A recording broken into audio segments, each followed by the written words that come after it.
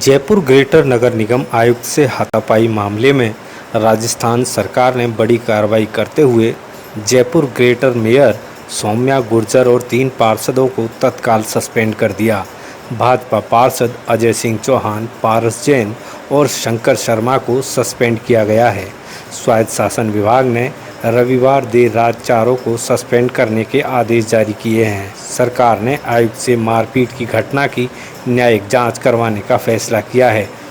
तब तक मेयर व पार्षद सस्पेंड रहेंगे। मेयर को पार्षद पद से भी सस्पेंड कर दिया है। शुक्रवार को मेयर सौम्या गुर्जर और आयुक्त यज्ञमित्र देव सिंह के बीच हुई तीखी बहस के बाद 3 पार्षदों पर बैठक छोड़कर जा रहे आयुक्त का हाथ पकड़कर धक्का मुक्की और पिटाई करने का आरोप लगा। आयुक्त की शिकायत पर 3 पार्षदों पर एफआईआर दर्ज हुई। इस घटना की सरकार ने शुरुआती जांच करवाई, जिसमें मेयर सौम्या गुर्जर और 3 पार्षदों को घटना के लिए जिम्मेदार माना और विस्तार से जांच की सिफारिश की। आगे जांच का हवाला देकर ही उन्हें सस्पेंड किया गया है। स्वायत्त शासन विभाग ने सौम्या गुर्जर और 3 पार्षदों के अलग अलग निलंबन आदेश जारी किए हैं।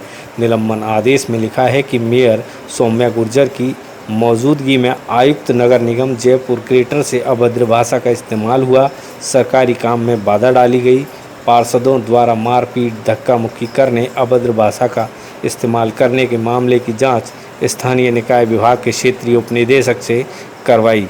जांच अधिकारी ने सौम्या गुर्जर को पूरी तरह जिम्मेदार और दोषी माना है। जयपुर ग्रेटर नगर निगम में बीजेपी का बहुमत है। मेयर सौम्या गुर्जर बीजेपी से हैं। बीजेपी की मेयर और 3 पार्षदों के निलंबन पर अब सियासत गर्मा गई है। भाजपा नेताओं ने एकजुट होकर इस मामले में कांग्रेस सरकार को घेरने का फैसला किया है। प्रदेश अध्यक्ष सतीश पूनिया ने पार्टी की मेयर और 3 पार्षदों के निलंबन के खिलाफ जयपुर के सभी 250 वार्डों में कोरोना गाइडलाइन का पालन करते हुए धरना प्रदर्शन करने की घोषणा की है। वहीं मंगलवार से सभी शहरों में मंडल स्तर पर विरोध प्रदर्शन किए जाएंगे। पूर्व मुख्यमंत्री वसुंधरा राजे, बीजेपी प्रदेश अध्यक्ष सतीश पूनिया, उपनेता प्रतिपक्ष राजेंद्र राठौड़, नेता प्रतिपक्ष गुलाब चंद कटारिया, विधायक अशोक लाहौटी सहित कई नेताओं ने मेयर पार्षदों के निलंबन को लेकर सरकार पर निशाना साधा है। वहीं सौम्या गुर्जर ने अपनी प्रतिक्रिया में ट्वीट लिखा, सत्य परेशान हो सकता है, पराजित नहीं। सच का रास्ता कठिन होता है, ये पढ़ा ही था, पर अब देख भी रही हूँ। पर फिर भी मैं ना तो झुकूंगी, ना सच के रास्ते से इधर उधर डगमगाऊंगी। सच पर खड़ी रहूंगी और भ्रष्टाचारियों के खिलाफ आवाज उठाई है और आवाज उठाती रहूंगी। और भ्रष्टाचारियों का जो ये इस तरह का सरकार का जो मिली भगत है, ये इसके सामने ना मैं झुकूंगी और ना मेरे को झुकना है।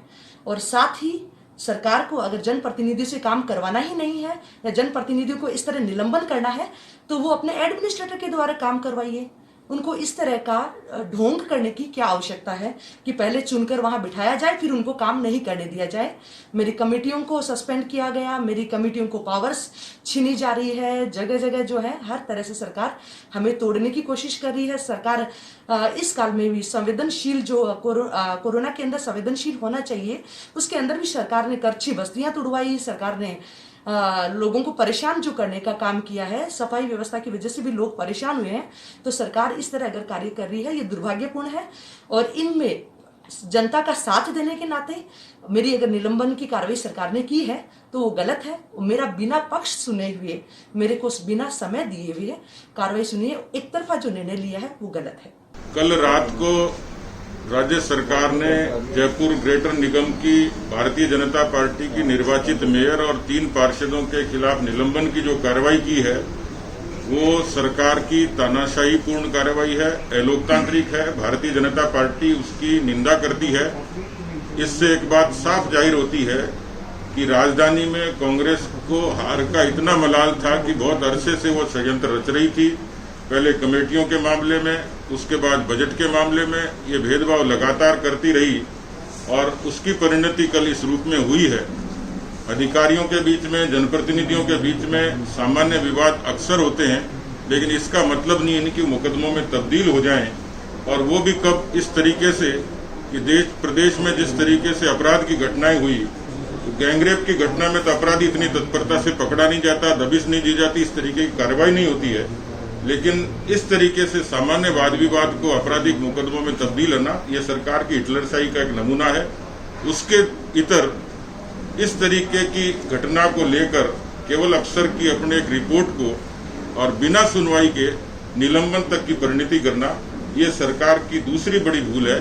मुझे लगता है कि ऐसा प्रदेश में और भी जगह हुआ है। बीकानेर में भी कमेटियों के गठन को लेकर ऐसा हुआ, जोधपुर में भी बजट के आवंटन को लेकर ऐसा हुआ, अनेक नगर पालिकाओं में। लेकिन चश्मे से दूसरी नजर से देखने का नजरिया इसलिए दिखता है कि जहां कांग्रेस की नगर पालिकाएं काबिज हैं, वहां जितनी अनियमितताएं हुई हैं उस पर कार्रवाई अभी लंबित है और उसको सरकार ने विद्वेषपूर्ण तरीके से रोके रखा है। तो सरकार के कामकाज की वानगी साफ तौर पर नजर आती है।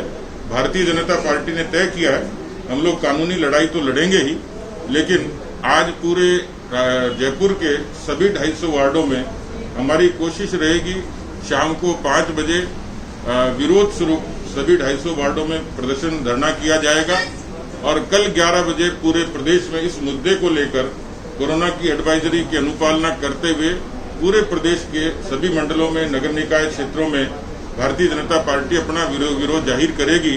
और जब कोरोना की परिस्थितियां सामान्य होंगी उस समय इसी मुद्दे को लेकर और इससे संबंधित मुद्दों को लेकर सरकार के खिलाफ हम अभियान भी छेड़ेंगे और एक बड़ा प्रदर्शन सरकार के खिलाफ करेंगे। महापौर को निलंबित किया है, मेरी उनसे प्रार्थना है कानून को पढ़ लो। कम से कम उसके सुपीरियर अधिकारी ही उसकी जांच कर सकता है, वही जांच रिपोर्ट दे सकता है। कानून को पढ़ लेना। आपने जिसके आधार पर जांच कराई वो उसके नीचे की रहने वाली अधिकारी, आरएस अधिकारी है, रेखा नाम की कोई। अब एक आईएएस की जांच वो करके और रिपोर्ट दे और उसके आधार पर सरकार एक्शन कर ले और एक्शन करे, कोई दिक्कत नहीं, पर सामने वाले को भी अपना पक्ष रखने का तो मौका दोगे। आपने जिनको सस्पेंड किया महापौर को, उसको कम से कम उसकी बात कहने का अधिकार तो हमारे यहाँ न्याय व्यवस्था में है। मर्डर करता है उसको भी सुनते हैं, तब जाकर के कोर्ट सजा देती है, पर आपने तो उसकी भी पालना नहीं की और आप तो करना भी नहीं चाहते हो, क्योंकि आपके दिमाग में ये जो पार्टी का चश्मा चढ़ गया ना, पहले भी इनको काम करने से रोकने के लिए आपने समितियां बनाई, उनको आपने डिफंग कर दी, वो तो कोर्ट से जाकर के फिर से अपने अधिकार लेकर के आए, उससे काम कर रहा। अब आप इतने बहादुरी का काम करते हो ना, तो ये काम कर लो। मैं जिस विधानसभा से चुनाव लड़ा 10 साल तक, वो बड़ी सादड़ी है, वहाँ का चेयरमैन आपके कांग्रेस पार्टी का है। उसने पैसा देने के लिए 2 लाख रुपए की रिश्वत अपने साला जी से बैंक के बाहर, जब पेमेंट हुआ उसका 4 लाख का बिल का, तो 2 लाख वहाँ लिए थे और वो वही टैप हो गया था। और उसी समय तुम्हारा जो चेयरमैन है कांग्रेस पार्टी का, बड़ी सादरी का, वो भाग गया, जो अभी तक भगा हुआ है, उसकी जांच करके उसको सस्पेंड करने। कांग्रेस सरकार ने पुनः तानाशाही रवैया अपनाते हुए जिस प्रकार आपातकाल में लोकतंत्र की हत्या करी थी, इसी प्रकार जयपुर के चुने हुए ग्रेडर बोर्ड के 4 महापौर सहित 4 पार्षदों को बर्खास्त निलंबित करने की जो कार्रवाई करी है, वो लोकतंत्र की हत्या के समान है और लोकतंत्र की हत्या और तानाशाही कांग्रेस के पूरक हैं। कांग्रेस पार्टी का आचरण हमेशा से अलोकतांत्रिक रहा है। इस देश के अंदर इमरजेंसी भी कांग्रेस पार्टी की देन है, लेकिन जिस तरीके से जयपुर ग्रेटर की मेयर को आधी रात को अलोकतांत्रिक प्रक्रिया अपनाते हुए एक जूनियर अफसर को सीनियर अफसर की जांच देकर और जिस प्रक्रिया अपनाकर निलंबित किया गया है, इसकी जितनी निंदा की जाए उतनी कम है।